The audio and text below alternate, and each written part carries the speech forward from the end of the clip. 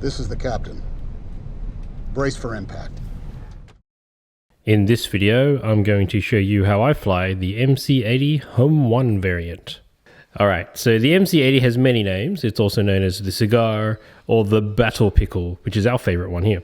So our friends at the Renegade Fleet Command up in Queensland have kindly given us these MC80 Pickle Command Cruiser ship cards to use. We've got 3 of them. So we're going to have a bit of fun here in this video.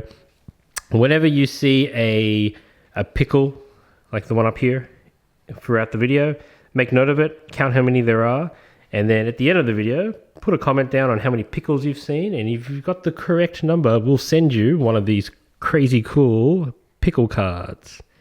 And yes, in case you're wondering, the pickle count starts in the next sequence. So in 3, 2, 1, go! Okay, so the MC80 comes in 2 variants. The first one is the MC80 Command Cruiser. So it starts off with 8 hull, has an anti-squadron of 1 black and 1 blue dice, has Command 3, 4 squadron, 4 engineering, has a brace and 2 redirects, has a 1 contain token, has a maximum of speed 2 with 1 click at 1 and 1 click at 1 and 2 for speed 2. And it has 4 shields for the front and side hulls, and the rear hull has 3 shields. The front arc has 2 blues and 1 red, and that's the same for the rear, and the 2 side arcs are the same. They both have 3 blues and 3 reds. In terms of upgrade slots, the MC80 Command Cruiser can take an officer, a support team, an offensive retrofit, a defensive retrofit, ion cannons, and turbo laser upgrades. Alright, and the next MC80 is the Assault Cruiser, my favorite. So everything is the same as the Command Cruiser, except it has Squadron 3 instead of Squadron 4. It's got 2 blues for its flak dice. It's got 2 reds and a blue for its front and rear arcs. And it's got 4 reds and 2 blues for its side arcs. Now, the upgrade slots are exactly the same, except it loses an offensive retrofit and it gains an additional defensive retrofit. So it has 2 total. Okay, so the MC80 has 4 titles that you can put onto it. You have the Independence, you have the Home 1, Defiance, and a Mon Calamari Exodus fleet. Now, no one uses the Independence. It's a really bad card. Basically, what it does is when you do a squadron value, your squadrons can now go to speed 4, to the maximum of speed 4, until the end of the activation, but they can't attack. So it's kind of useless into today's meta. Well, it's been useless since it's been released. It's 8 points. It's pretty expensive, so throw that away. You have the Home 1, which is really useful. While another friendly ship at distance 1 to 5 is attacking, it may change 1 die to a face with an accuracy icon. So if you roll a blank and it's a red dice, then guaranteed it's going to be an accuracy. So it's only for another ship, not the Home 1 itself. You have the Defiance, pretty much is while activating, and when you attack a ship that's already have been activated, you gain a dice of your choice. So it could be a blue, it could be a red, it could be a black, but in most cases you'll choose a blue, and I'll show you why later on. You also have the Mon Calamari Exodus fleet. So if there's another ship in the fleet that has this title, so like an MC30, another MC80, an MC75, or an MC80 Liberty, you can exhaust that card on the other ship and you'll gain an extra 2 engineering points when you do an engineering command. So it's pretty good, but not as useful in most fleets these days. Okay, so the MC80 is one of the most tankiest ships in the game that the Rebels can field at the moment.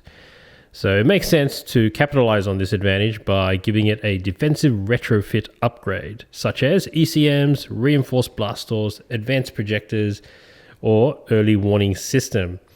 Now, which one you take depends on which MC80 you take, because one of them can take 2 upgrades, and it also depends on what you're trying to defend against. So I would take ECMs if you think you're going to be coming up against large dice pool kind of ships like ISDs or other MC80s, so that way you can guarantee the use of brace. Reinforced blast doors is more of a thing where you think you need to shave on cost and you're not going to take that much fire, but if you do, you have that chance to recover 3 hull from your ship. Advanced projectors, this is an upgrade I really like. If you know you're not going to go up against a lot of XI7s in your area, I'd take this because this ship has 2 redirects. So any damage you take, you can spread it all around your ship. So which gives you a total of 4 times 3 is 12, plus 3 is 15. So 15 plus 8. So that's, what's that? 23 hull to chew through if you've got advanced projectors. Early warning system is something you'd take if you think you're going to be going up against squadrons or your MSU type fleets. So you'd put the early warning system on the hull that you're going to be most exposed to against enemy squadrons or enemy ships, such as corvettes or raiders. And they're going to have to lose a dice. So in the case of the corvette at long range, they're not going to be able to shoot at you. And most squadrons, unless they're a dedicated bomber, only have 1 dice when they're shooting at ships. So if they're obstructed, they won't be able to touch you. Okay, I'm just going to quickly touch on turbo lasers. The MC-80 is a pretty diverse ship. It can take any turbo laser and be useful, but my top 4 picks are these 4 here. So enhanced armaments, XI7s, H9 turbo lasers, and quad battery turrets. I'd take enhanced armaments if I needed extra dice at long range, and my whole plan was to stay at long range the whole time.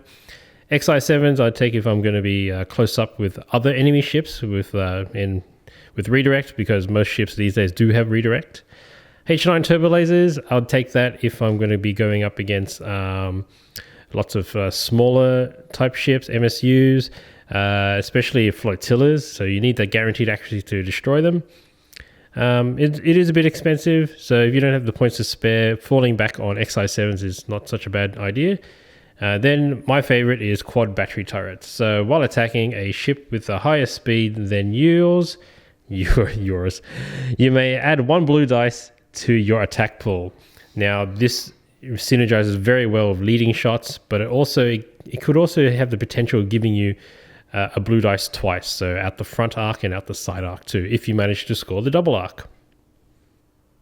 Now, most admirals are good with the MC-80, except for Mon Mothma and Kraken, so don't use those. But the admiral that stands out the most for the MC-80 is Admiral Ackbar. And the reason being is because he adds 2 extra red dice to your attacks if you only attack from the left and right hull zones. Okay, speaking of Ackbar, I'm going to show you one of my favorite Ackbar builds for the MC-80 Assault Cruiser. So this Assault Cruiser has Defiance, it's got quad battery turrets, and leading shots. Defiance is that card I told you about before that I was going to show you right now. So this Raider has activated already. It's moved straight into the side arc at long range of the MC-80 Assault Cruiser. So the first attack rolls with 4 reds. We've got something abysmal, which is pretty much expected from reds. So 2 crits and 2 blanks. We're going to Ackbar in.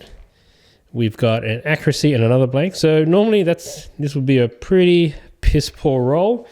But we've got Defiance. So Defiance rolls in. We're going to choose blue. Okay, another accuracy. And we're going to also quad battery turrets, which gives us the blue as well. Assuming this Raider is going faster than us. Okay, I've got a hit. So in this case here, I would spend the blue accuracy and re-roll the red blanks using leading shots. And what do we have here? We've got another blank out, so it's gone. So we've got an accuracy. We've got 5 damage all up with a crit. So we would accuracy the Raider's brace. The Raider would probably dodge one of the crits. And it would take 4 damage. So it takes 2 to the shields and 2 to the hull with a crit face up. That's pretty much half a Raider dead. Alright, I'm going to talk about some MC-80 Command Cruiser builds. So generally, you'd take an MC-80 Command Cruiser because you'd want its extra squadron value and it's a cheaper ship. It's currently the only ship in the game for the Rebels that has a squadron value of 4. So it can push 4 squadron for its natural values. If you look at the 2018 World Championship, the winner for that took an MC-80, Yavaris, 2 GR-75s, and a whole bunch of Ace squadrons, and I think it was two VCX 100s. And the combo that he ran with his MC-80 was Flight Commander and Fighter Coordination Teams.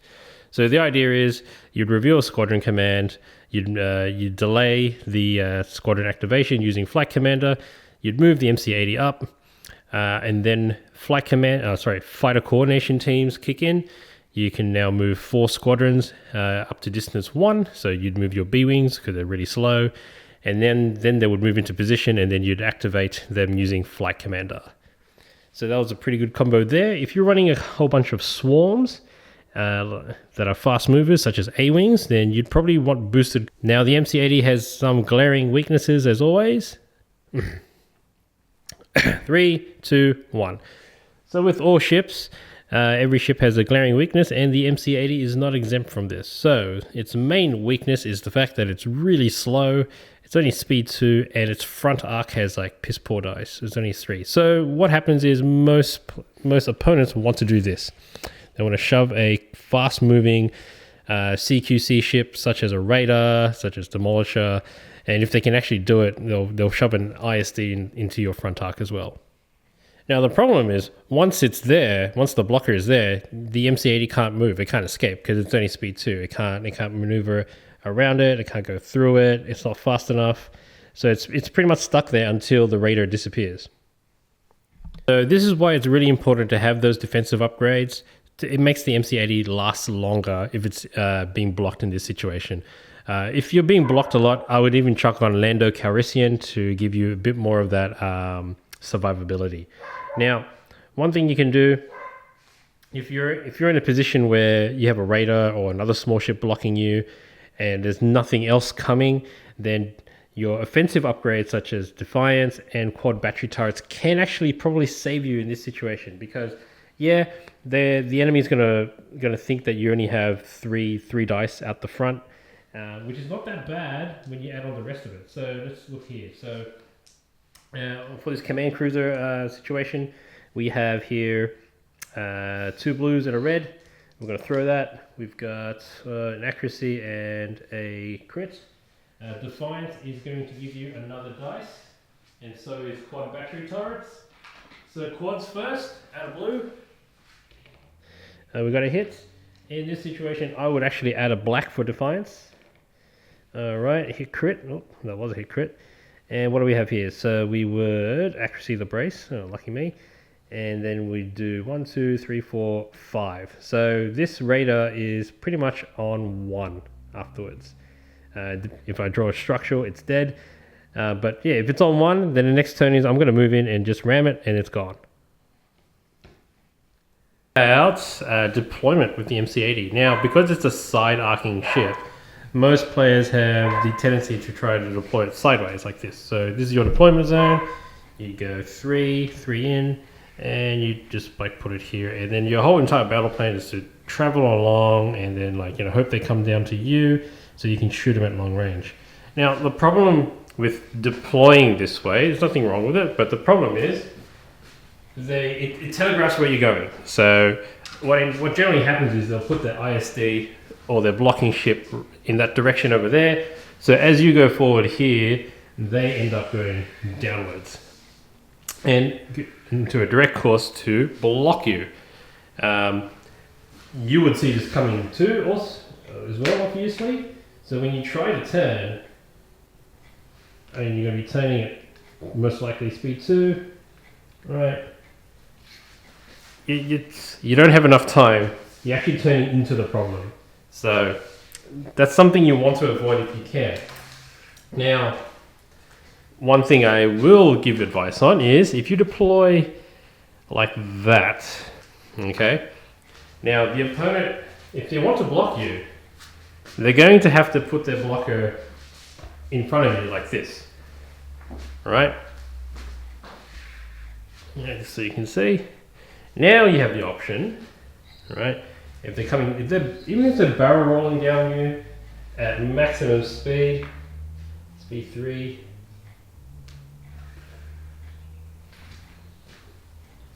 You can still turn with a nav command on the first turn out of harm's way. Speed 2, right? And you also have now the side arc on them too.